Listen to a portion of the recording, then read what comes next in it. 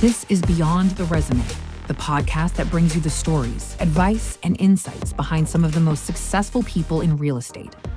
Beyond the Resume is brought to you by Jackson Lucas Executive Search, the industry leader in human capital solutions. Hello, everyone, and welcome to the webinar. I'm Kristen Niver. I'm an attorney at the law firm of Robinson+Cole, focusing on affordable housing finance. And I'm going to let all of the other panelists introduce themselves.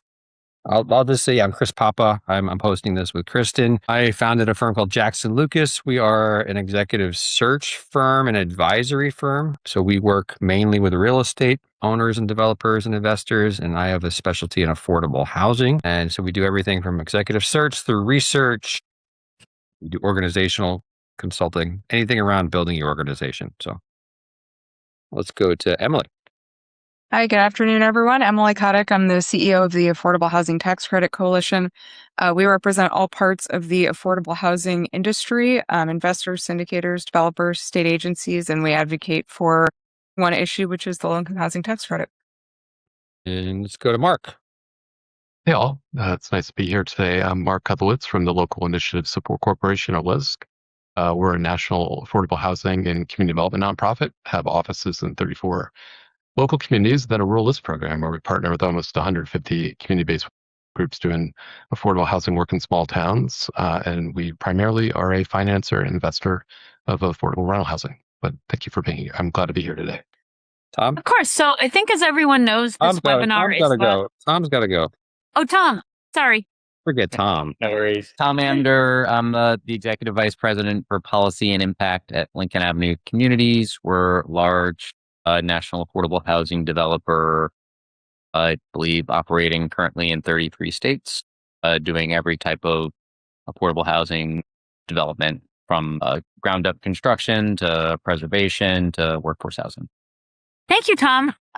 So as everyone knows, this webinar is about the 21st Century Road to Housing Act, which became law on July 11th after President Trump let the 10-day review period lapse without signing or vetoing. And it's being called the most significant federal housing authorization law since 1990. So I think we're going to open it up with sort of a round robin with all of the panelists. So what's the single provision in the act that you think will matter most to the affordable housing industry and why? Let's start with Emily. Yeah, sure. So, I think what Kristen said is correct. It is the most significant authorizing legislation in a while, but what it doesn't have is any direct funding for housing. So while there's a lot of important provisions in there, I think what makes legislation even more significant is new resources. And so I present all that to get to what I believe is the most impactful provision, which is the provision to lift the public welfare investment cap, because that's about as close as this bill gets to actually bringing new resources into affordable housing. We're going to get into the details more of what lifting the public welfare investment cap will do. But the short version is there are billions of dollars of housing credit investment that could be made were it not for this public welfare investment cap that just got lifted. So we're very excited that made it into the final, and hope to see some of that new capital deployed into affordable housing soon. Great. Mark? Yeah, let me plus one that as well to Emily, that, as we talk through this legislation today, I kind of bucketed it into big buckets, right? That Congress just, reauthorized and generally streamlined existing federal housing programs. And I think created a whole new suite of new programs. But to Emily's point, those are going to need Congress to fund them. So that increase in the public welfare cap is by far the most important, especially as Congress expanded the market last year, but we generally have the same investor base. And I would agree on the PWI piece as well, but just in the interest of saying something different and keeping it interesting, there was one big crisis that was avoided in the final passage of this bill, which was the language that came through in the initial Senate version on banning institutional investors from participating in the single family rental market. I think that would have been catastrophic for not just our firm that does affordable housing, build to rent developments around the country, but for supply in general. So I was really glad that the House and Senate were able to get to some revised language there that I still think there are aspects of it that are, not preferred, but it ended up in a much better place where that BTR product remains viable for adding new housing supply, whether it's affordable with the LIHTC or conventional, because ultimately we have a supply crisis. Thank you. I think staying on the topic of the lift of the public welfare investment cap, I'm hoping Emily can say a little bit more about why this matters, especially coming on the heels of the LIHTC expansion in the big, beautiful bill. And what does this mean for investor capacity to now absorb the expanded credit, if at all? Yeah, so just to put some numbers on things, when we got the expansion of the low-income housing tax credit last year as part of One Big Beautiful Bill, that was through the 12% allocation increase and the 9% side and lowering the 50% test down to 25%. Those two changes together are estimated to have expanded the market by about $5 to $7 billion. There wasn't necessarily $5 to $7 billion of capital immediately ready on the sidelines, ready to come in. So we've been working on a few different things, and we can talk about some of the others too. But to make it so that there are investors who would actually like to do more, but they can't because of various caps and regulations. So one of them was this public welfare investment cap, which it used to be a 10% cap. It was lifted in the early 2000s to a 15% cap. Hadn't really been an issue until over time now a number of banks had started hitting that 15% and approaching us and others in the industry and saying, we'd like to do more LIHTC, but we can't because of this public welfare investment cap. So we did a survey to find out how many banks were in that boat. We got responses from 22 banks who represented a decent share of the housing credit market, about $14 billion. So about 2/3 of the bank investment in the program. And of that amount, about 42% came from banks that were hitting their 15% cap.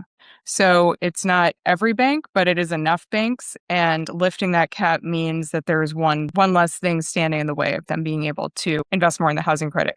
It's also nice because, as we discussed at the top, this had no cost. The whole Road to Housing Act, these are all considered just kind of, authorizing changes. So this was a way for us to unlock, probably minimally, let's say $1 billion a year that could now be increased in the housing credit that formerly, wasn't available. And we didn't have to go ask Congress for another, infusion of resources into the housing credit. So just so everyone knows where the process is right now, the OCC, the Office of the Comptroller of the Currency, is going to be going through a rulemaking process to bring the PWI regulations in line with the statute that just passed.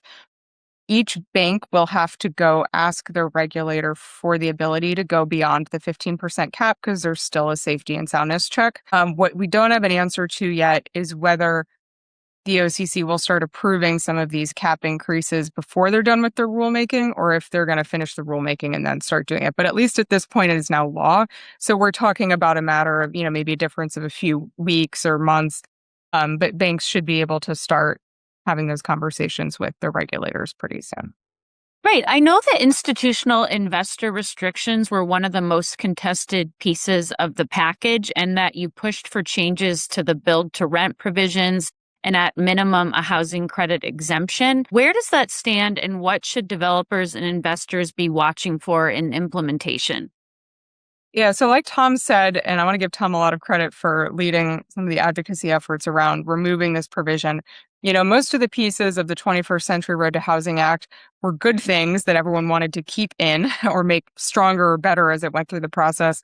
The build to rent provisions are, one of the only pieces I'm aware of where advocates were trying to get it removed from the bill before passage. And we were successful in making some key changes. So the basic problem was, well, first of all, the 21st Century Road to Housing Act was basically stapling together a huge pile of individual bills on different housing programs that were very vetted. Many of them have been hanging out there for years, bipartisan consensus, except for this kind of late breaking addition of what was designed to keep institutional investors out of buying up homes and pricing out tenants, which I think, polls really well, sounds great, but it was unfortunately written so broadly that pretty much all build to rent housing would have been caught up in this ban, including low-income housing tax credit properties that are considered build to rent. And ironically, I don't think this was the intent of the drafters, but it's a lot of the housing credit properties and Native American communities, rural communities, suburban communities where you have the freestanding it's multifamily, but it's single family homes. And that was caught up in the ban, trying to keep, private equity out from buying up whole subdivisions and pricing people out. So clearly it wasn't the intent. We and Thom's group and many others made the case successfully to Congress that, we shouldn't be eliminating the entire concept of build up rent housing when we're trying to increase housing supply. So they ended up taking out, there was a 7-year divestment that would have been particularly problematic, took that out. They made floor statements during the whole thing about how this isn't intended to apply to the housing credit specifically.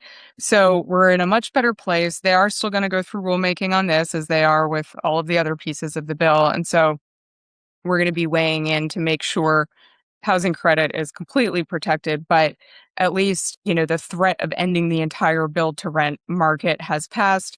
And, I'm sure many of you saw there were already starting to be disruptions in the housing credit market with investors saying, well, it looks like they might be about to ban build to rent. So they weren't even moving forward on deals.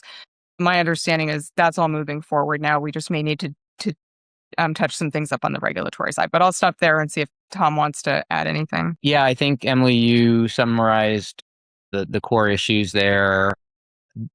The rulemaking process will be important. There are some sort of vaguely defined terms within that section. Like there is an exemption for a build to rent program, but they don't really define what is a build to rent program. So, industry groups like Up for Growth and NMHC, and I'm sure the Tax Credit Coalition will be providing feedback when the appropriate opportunity presents itself. But I think that once we navigate, the rulemaking process and hopefully just add a little bit of clarity where some of the things are squishy, we'll be off to the races. And I am happy to share that at least within our own experience, where we had several developments that had essentially stalled because of this legislation, we are moving forward with closing multiple LIHTC BTR developments over the next quarter, and excited to be making forward progress there.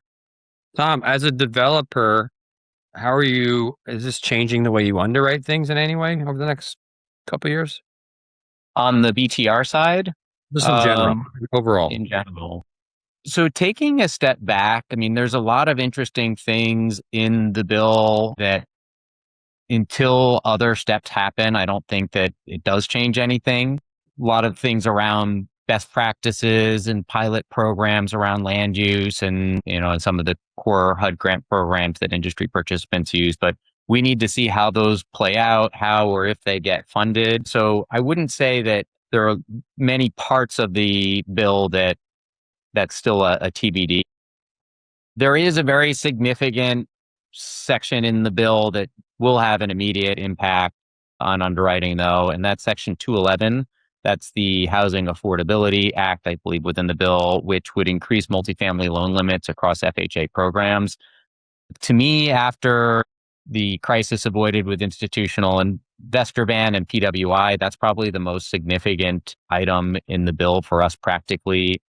It will, from a practical perspective, as a firm that does a lot of preservation around the country and is a heavy user of the 223F and 241A programs, one of the things that we are constrained by when we're out looking to acquire properties are those loan limits. And to see those increased substantially will make a lot more types of developments accessible to preservation resources. And then the pegging it to inflation moving forward, which is another great development, will help us predict, moving forward as well, where we think those programs will work. So that's probably the biggest item in the bill for us anyway, that would positively impact how we underwrite developments. And we think we'll do a lot more preservation as a result of that, particularly year 15 LIHTC deals. I think that there's going to be a much clearer path forward for recapitalizing those because of this.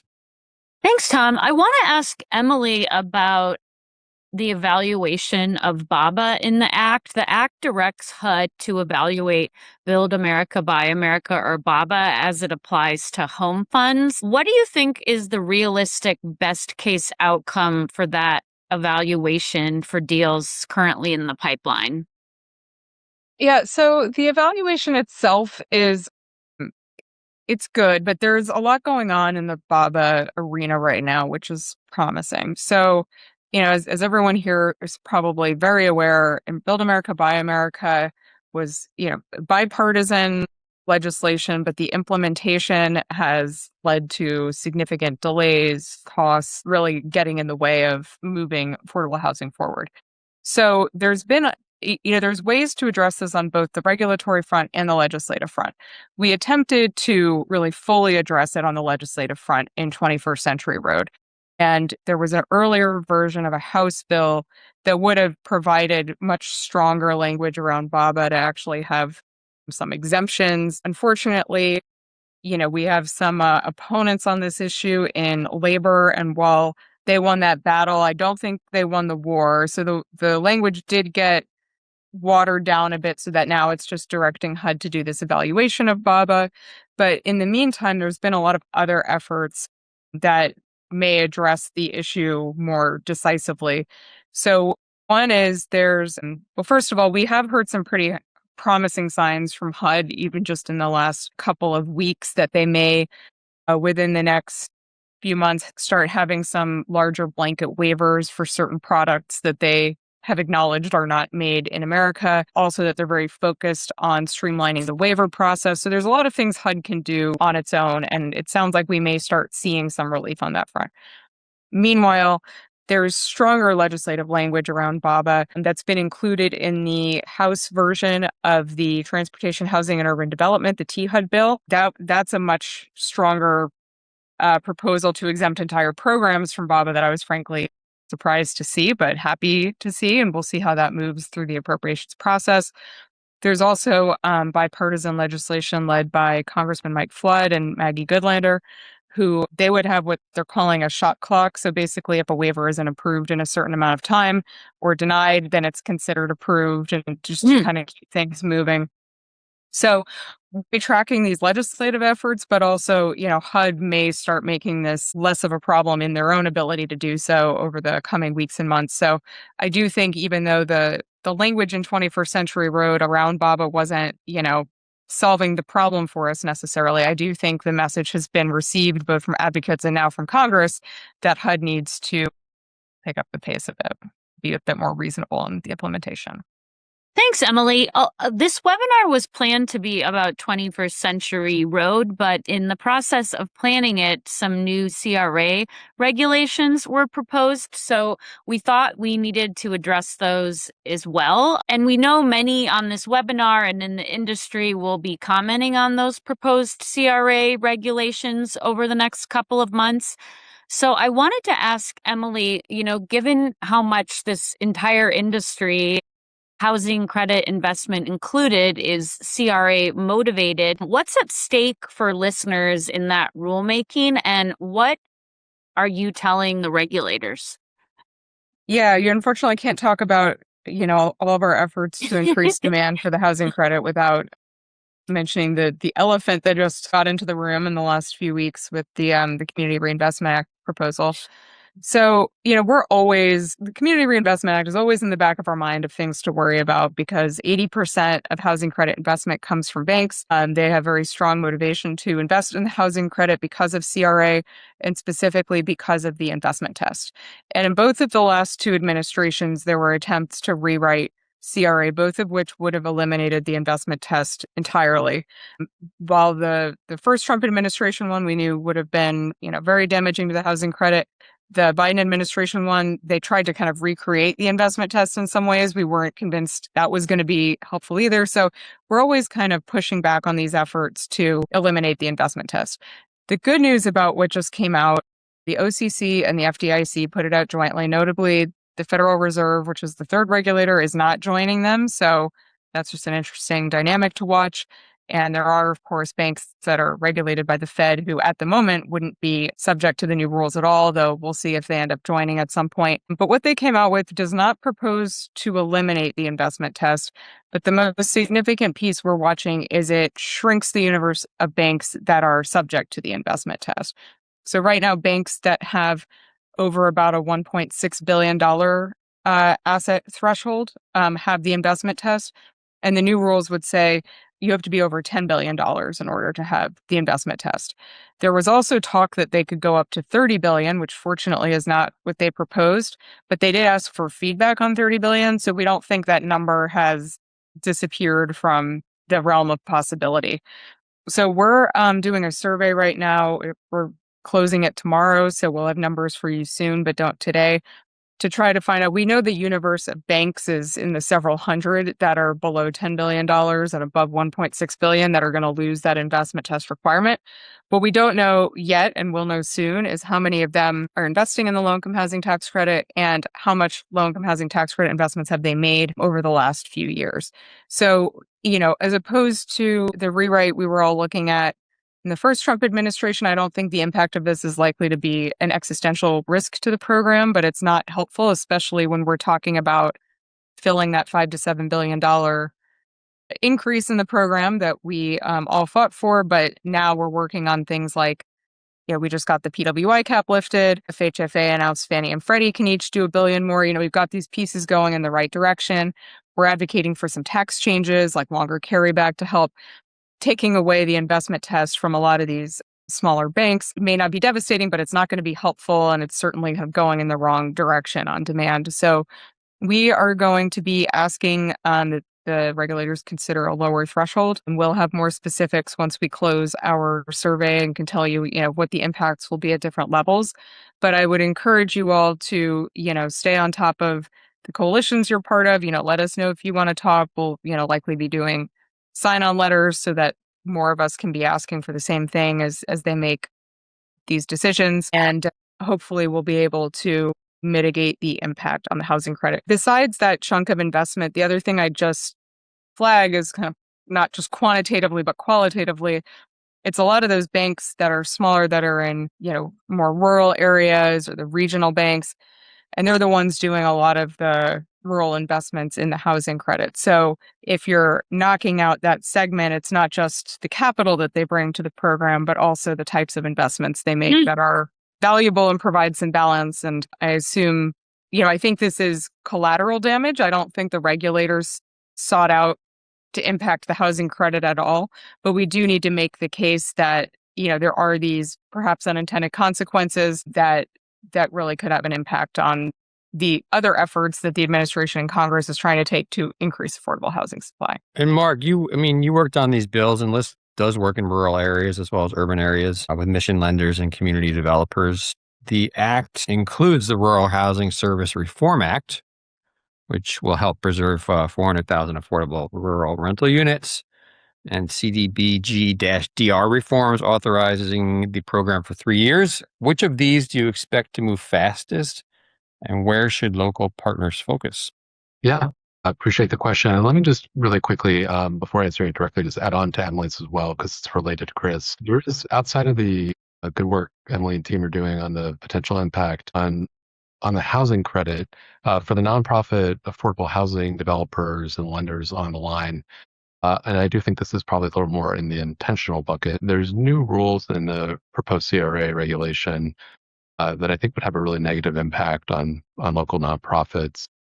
Generally, under the current CRA rule, grants for nonprofits have to be primarily for community development, and often a lot of local organizations get a lot of substantial operating support, which is the hardest dollars to get for their organizations. The proposal, though, would really increase the regulatory burdens on banks, specifically those now above 10 billion, by restricting 15% of those dollars for administrative purposes. So they'd have to start documenting and enforcing that, and having the actual grant more tied to the bank's lending activities in the assessment area. We are worried about the impact on local nonprofit developers, and we'll be doing a survey as well with the other national intermediaries to try to make the case that these are the institutions that are really also furthering supply and preservation efforts along with for-profits. But your question directly, yeah, we're thrilled that the Rural Housing Service Reform Act got across the finish line. For folks that aren't tracking, this is one we worked on with Enterprise Community Partners, Housing Assistance Council, and some others here to really update USDA rural housing services preservation authorities. I would argue they're decades behind where HUD multifamily and others have been. In a nutshell, there's the law prescribed that when an owner with a maturing mortgage, subsidized direct mortgage, multifamily mortgage from USDA, when that loan matures, then you would lose the project-based rental assistance, which for them is primarily a budget-based program. So what it's going to do is allow folks or owners to retain that, but it's going to modernize their project-based rental assistance program so that Section 521 USDA administered contract looks a little bit more like a Section 8 PBRA contract. And that's really important so we can get some of the rents up at these properties. They tend to be pretty low. And, the tenants are held harmless since they're receiving rental assistance, and we can better leverage high-tech equity and private debt to try to recapitalize and preserve for the long term what is often the only rent-restricted housing in small towns. So we're really happy about that. Ag, we're told, is starting to get to work. The Act prescribes that, within 6 months, they got to make some proposed rule changes. So we and others are already starting to try to get them some feedback beforehand. The other one real quick, the CDBG-DR one, this may have been one of the ones that was struggling to get included, but did in the final negotiations. It would it formally authorizes our long-term disaster recovery program, CDBG-DR. So when a disaster strikes and it's presidentially declared, FEMA and SBA are kind of the first responders, and then HUD comes in with the long-term dollars. But because the program has never been baked into law, every time supplemental money is provided, HUD has to write a new notice and regulation specific to that disaster. And so sometimes it can take over 2 years between the time Congress appropriates that supplemental money and when communities actually receive money on the ground.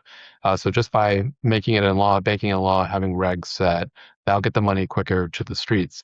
The other thing it really does, real quick, just want to mention, is it tightens the screws on the low and moderate income requirements, which is a hallmark of the mainstream CDBG program, to ensure that when the money goes out, it's really being used in a more balanced way for housing and infrastructure needs, specifically for low and moderate income populations. So it's not as fungible for other purposes that the state may have. So we're really happy about that. It is only a 3-year authorization, but just getting into law is really important. So now we can start working with HUD, who's already put out some early notices about the formula for those dollars and some new rules they're going to write. So we're really thrilled to work with the agencies on both and welcome others' feedback. Turning it back over to Thom, who already sort of chimed in from the developer's seat. On the equity side, we've talked about the tailwinds of the PWI cap increase and the LIHTC expansion, but we've also talked about the CRA headwind that no one can really size yet. So I'm hoping Thom could talk about how he thinks these net out and how it's affecting how a developer might price and plan deals. And then I'm hoping Thom can talk about his work with transferability and how that fits into the capital stack picture as of today. I'd be glad to.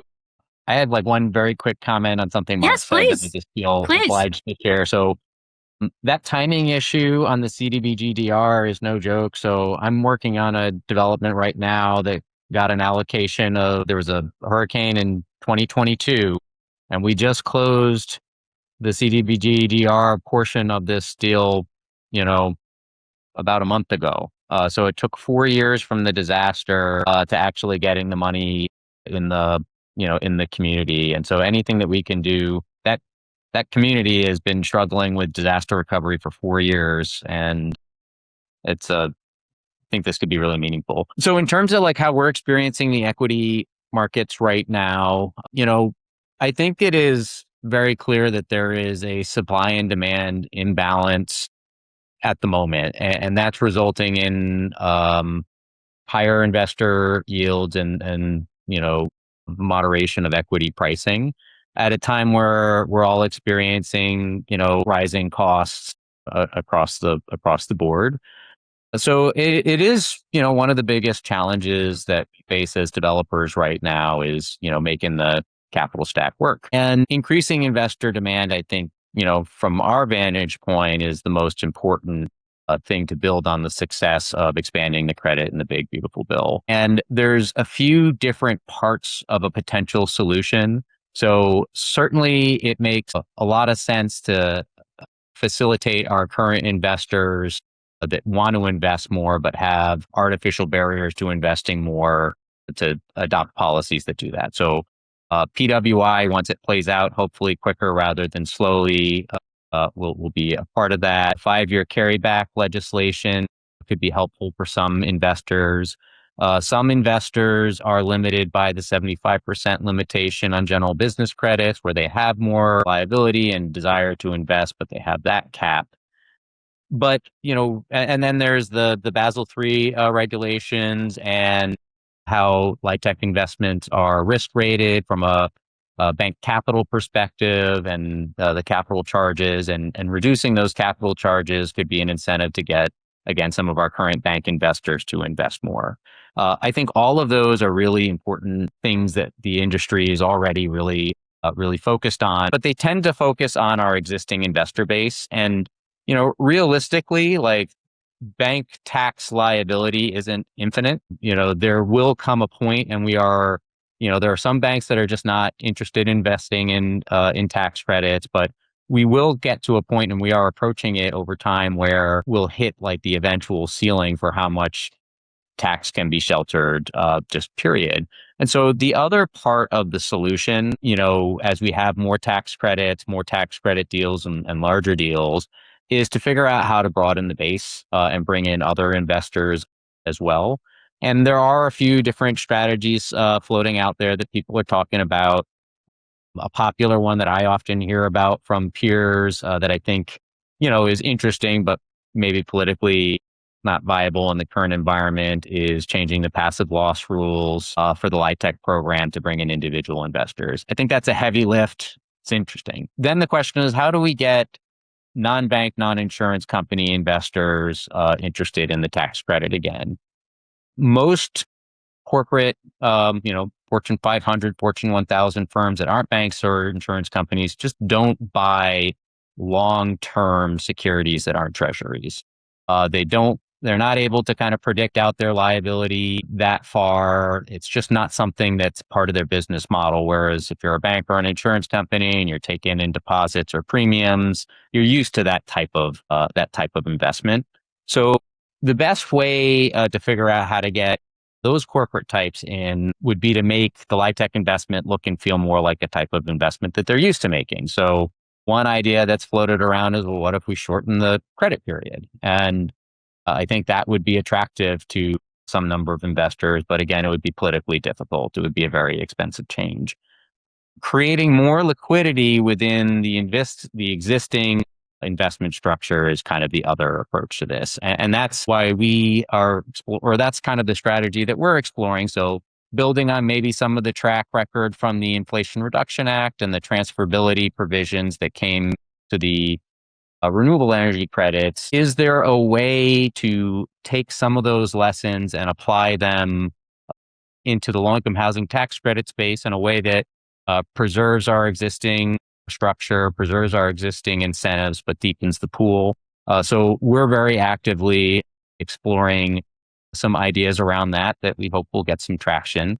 We're still very much in the kind of consensus building stage, collecting feedback from industry stakeholders and participants, but we do think that there is a market for transferred credits, particularly if they're transferred just in the year in which they're earned, and if it's a partial transfer where not all the credits that are generated by the partnership are transferred, but just a portion of them. But it's still kind of early days. We're still very much vetting these ideas, and we hope that we'll get to a point in the future where this is another tool in our toolbox. Yeah, very interesting. Thank you, Thom. I want to turn it over to Mark, just continuing on the CRA topic. You mentioned nonprofit developers and lenders. I primarily represent CDFI lenders. So could you talk more about how the proposed CRA rule will affect nonprofits and how LISC is preparing to respond? Yeah, absolutely. So like I was mentioning, the proposed rule, maybe again, one of the only places that potentially increases regulatory burden for banks, is now imposing tighter guardrails on their grant-making activities for community development grants, with this overall restriction on administrative costs, and we're tying it to the bank's activities within the assessment area versus primarily funding community development.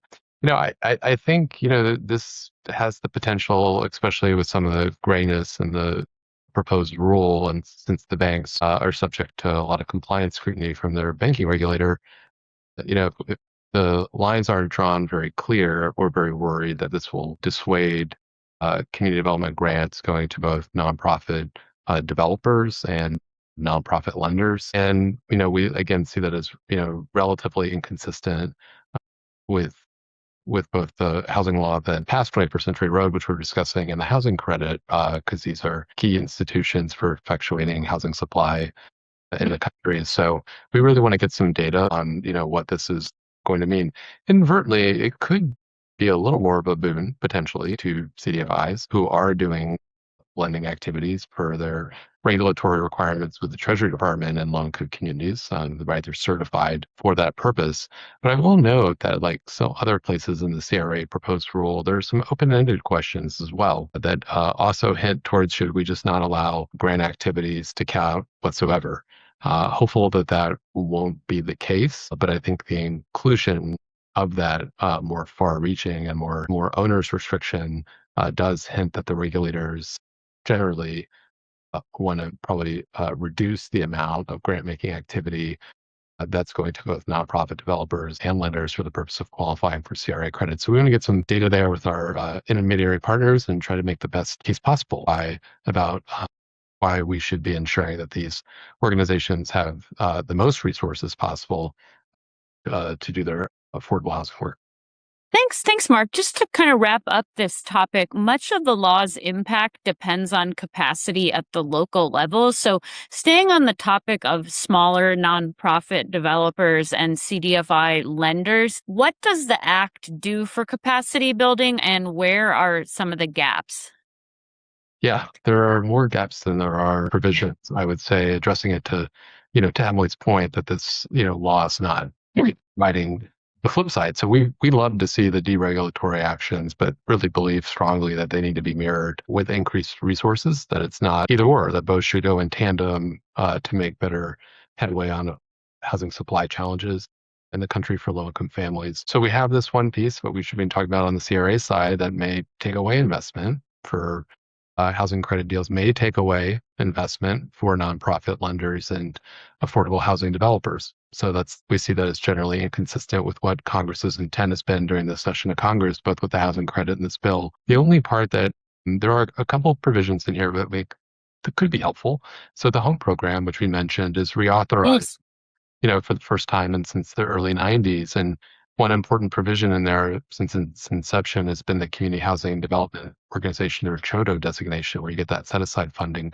That's been a really hard designation to maintain for many nonprofit housing developers. The underlying law from home back from the early 90s is relatively prescriptive, and HUD redid the home rule during the last administration, but they had certain limitations on how far they could go with how the statute was constructed.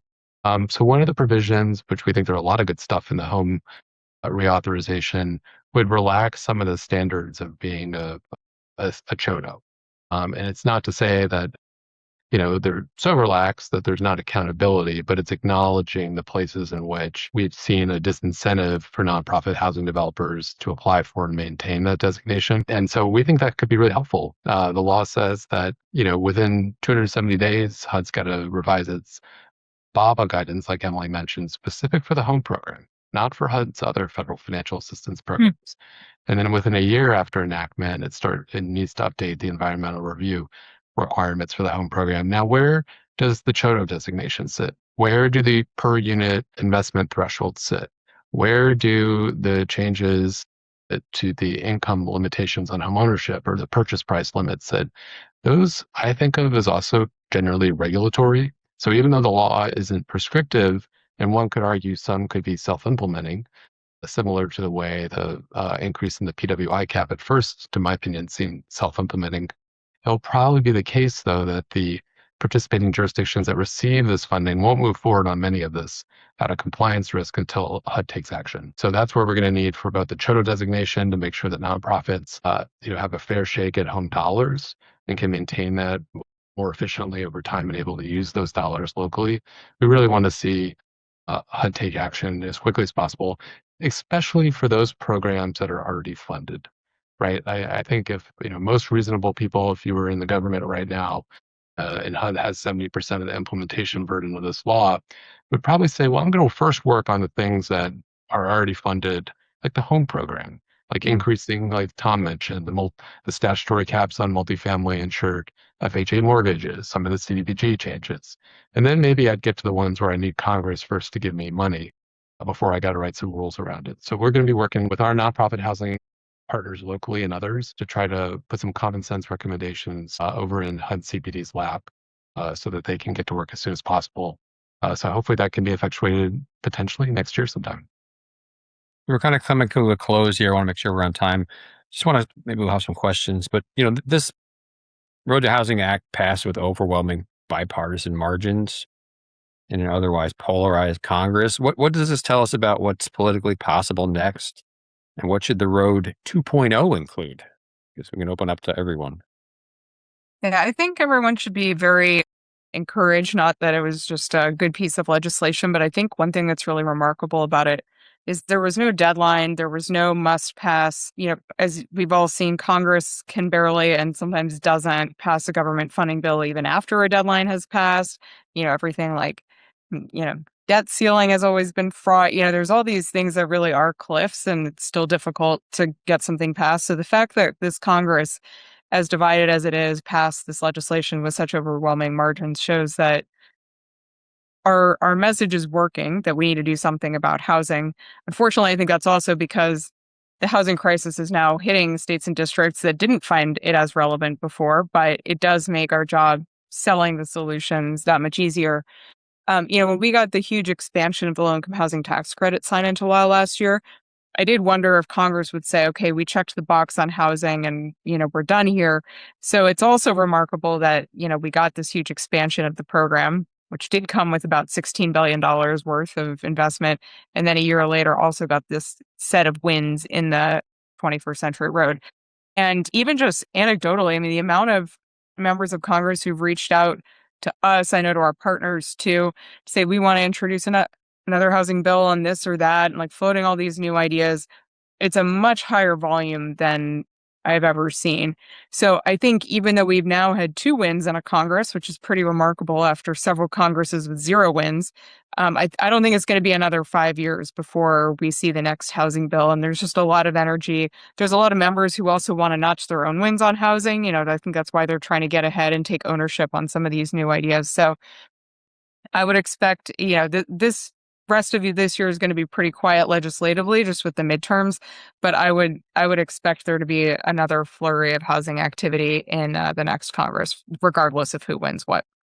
Yeah, that definitely jives with the response that I've had in congressional meetings since this was passed. I think a lot of members see this bill as a down payment as opposed to the finished product. I think that certainly there are things that got lost on the in the final version of this bill around BABA being one thing. I think some of the wins we got on home could be expanded to other HUD programs as well. So there's definitely good things to build on there. And then there's a lot of opportunity on the tax side. And we talked about a lot of different investor demand things already, but the Affordable Housing Credit Improvement Act is going to get, reintroduced again in some form, in the 120th Congress. And, I think that there's a lot of work going underway right now to reevaluate where the tax credit priorities should be post the recent changes that we've had and where the current needs are. But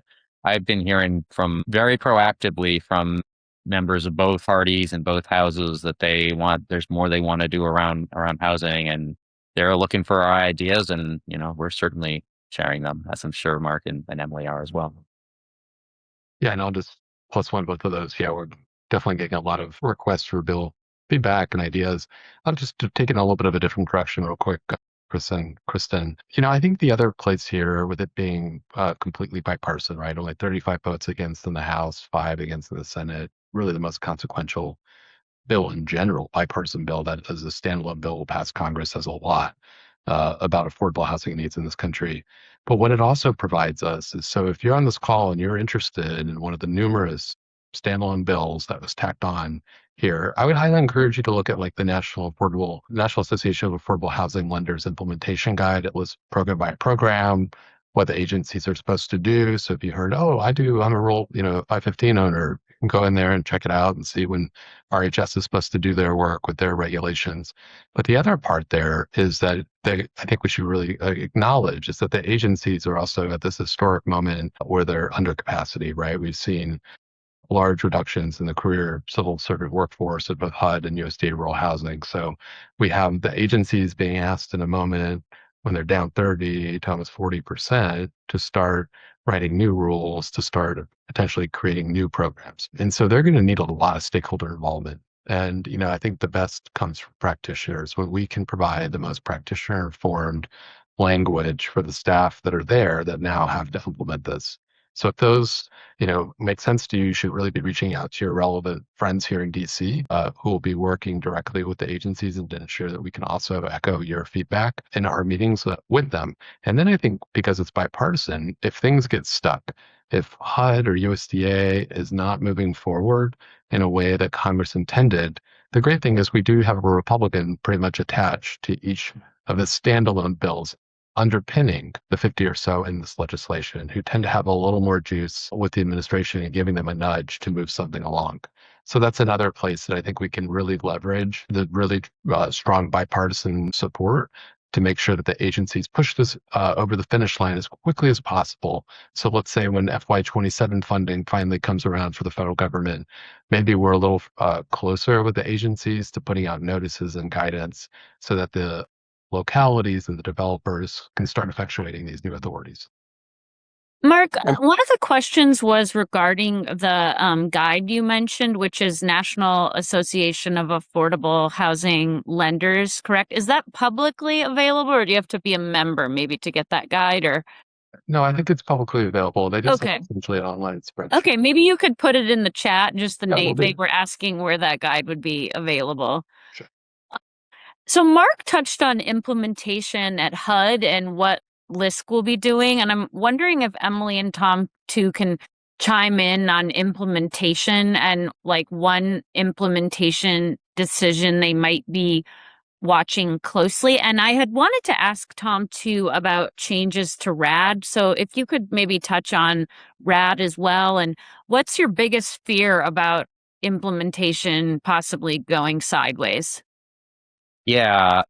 So I mentioned at the top about the institutional investor piece and getting those definitions right around BTR is something that we're very actively focused on and working within, the various coalitions that we participate in on. On the FHA loan limits, like that's another one that should be a relatively easy implementation on its face, but there's actually other things HUD probably ought to be doing in conjunction with it that are not directly part of the bill. Like if we're increasing the loan limits, we also probably ought to be increasing the rehab limits that are associated with that program. So we're, doing outreach over at FHA right now, just kind of helping them hopefully understand why that would be an important part of implementation, even though it isn't explicitly addressed in the bill.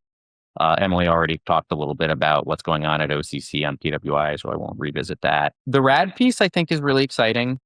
That's been a really important tool for public housing authorities and their development partners in recapitalizing that aged and distressed, but really critically important housing stock. And having predictability that there will be cap available to pursue RAD transactions, which have a pretty long lead time and are complicated, is really valuable. Unfortunately, like some of the gains there have been offset a little bit by kind of a rollback of the fair cloth to RAD option that Mark was actually really critical in getting through in his time at HUD. But I still, we're working on our first RAD deal right now at Lincoln. We're really excited about it. We're looking for more opportunities there and knowing that there is a long runway, gives us the opportunity to explore more of those partnerships.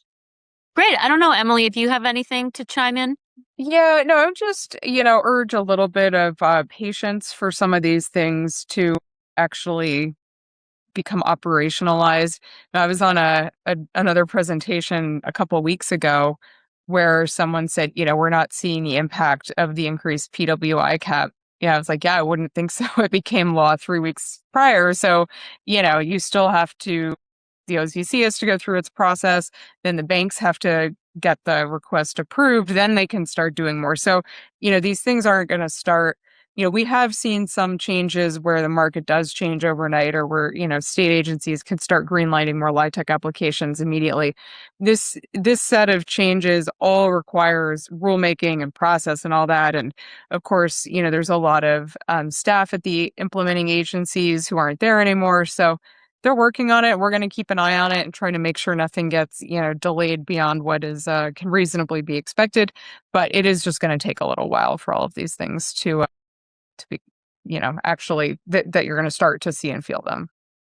Yeah, I think to wrap it up, I mean, we talked about the bill authorizing no new money. So especially from the developer perspective, if everything still has to survive annual appropriations, how do you plan around that? And sort of how do you work around that gap? And then with a few minutes left, I think the only question in the chat was if someone could talk about manufactured housing. So I think that's where we could wrap it up. And any closing thoughts? I'll take the manufactured housing really quickly. I'm glad somebody flagged that because I actually think that's one of the other really exciting pieces in the bill.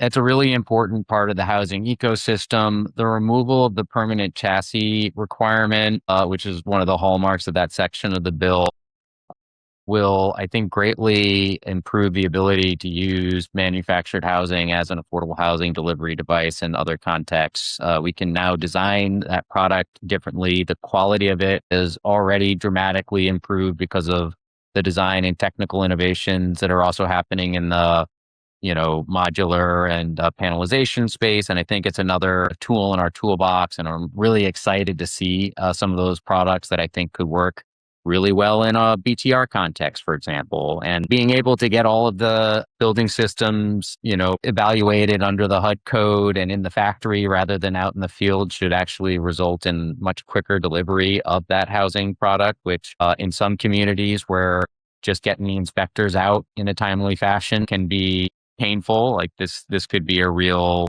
a really valuable new tool. So I don't know that product is out in the market yet, but I know that a lot of the major providers are working on that. And I hope we'll start seeing results from that pretty quickly. I think, with respect to Florida, which was part of that question, I got to assume that they're taking into account the Florida building codes and the resiliency requirements for the product. And I would assume that the permanent chassis actually is kind of makes it less resilient. So this is probably like a really important design feature for making that housing type more durable in a more extreme environment. And I hope that that's how it will play out. Thanks, Thom. I think we have 1 minute left. If Emily or Mark has any closing thoughts. No, I would just say, well, first, thanks for the opportunity to speak with you all today, but I'll also leave my email in the chat. I'd love to be able to work with folks on this call on the provisions that are important to your work. And if that's a place that it overlaps with the work that we're doing here at LISC to support our local partners, that'd be great. Because I think ultimately this is a two-step dance. We got the bill across the finish line, and now we really need to be united as much as possible for both the preparations and implementation with the agencies. Yeah, and I would just maybe close on, it's an election year. Members of Congress are spending a lot of time in their home states and districts. They're looking for something positive to report on, and almost all of them voted for the 21st Century Road to Housing Act. So even though I know we're all talking about and focused on what's next, and with good reason, I don't miss the opportunity to thank them, because that's how we build the goodwill for Road 2.0. Thank you for listening to Beyond the Resume, a Jackson Lucas podcast where we take a deep dive into the career journeys of some of the top minds in real estate and equip you with the knowledge to move forward in your path towards the success you've envisioned. Make sure to like, share, and subscribe to Beyond the Resume. We're grateful for your support. All episodes of Beyond the Resume are brought to you by Jackson Lucas, building inclusive and diverse businesses through talent acquisition. Visit us at jacksonlucas.com.